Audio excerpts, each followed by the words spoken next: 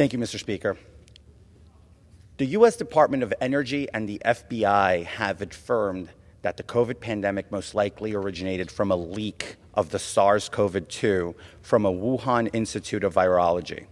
The deadly COVID virus was unleashed on American soil in 2020, yet it took 3 years and a new majority in Congress to finally start investigating the malign influence of the barbaric Chinese Communist Party. COVID was not the CCP's only flagrant and unsparing attempt to infiltrate American sovereignty. Earlier this year, spy balloons floated along the United States and gathered intelligence from sensitive U.S. military sites. Just last month, 2 CCP spies were arrested and 36 CCP police officers were charged with operating an illegal and secret police station in New York City. The 2 alleged CCP spies only to be quickly granted bail and release from custody. In 2020, leaked CCP member data confirmed that U.S. companies such as Boeing, Qualcomm, and Pfizer had employed dozens of CCP members in their Chinese facilities. Rightfully so, Americans are infiltrated, blaming ivory towers in Washington, D.C.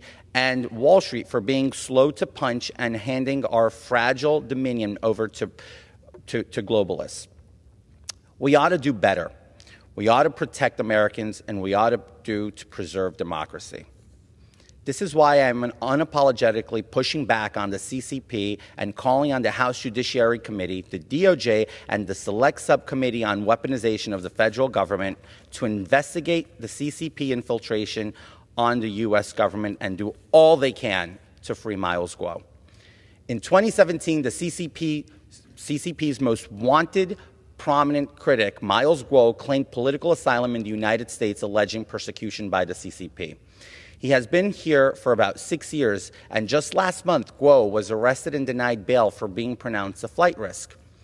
In this case, the charges against Miles Guo are simply a part of an organized campaign of political persecution brought against him by the CCP. As a matter of fact, in November of 2018, George Hickenbotham, a senior official at the DOJ, pleaded guilty to his active role in this illegal campaign. He admitted to accepting $41 million from the CCP and meeting with the Vice Minister of Public Security of China to advance the removal of Guo from the United States. It is with great dismay but complete confidence that I say that the weaponization of the United States prosecutorial system is spinning further out of control, and it is time we take a stand. It shows when we have a national crime crisis failing by the wayside because political motivated campaigns designed for nothing other than retribution on political agitators keep getting in the way of our leading law enforcement officials who refuse to prioritize the American people. With each passing year, it is becoming increasingly obvious that the CCP is accomplishing its goal of infiltrating the United States indigenously, and all the while perpetrators, the real threat to the American people, are let out on the streets, and harmless political targets remain behind bars with justice denied. Mr. Speaker, I speak for every American when I say we are done tucking our tails and being at the losing end of every trade-off with the CCP.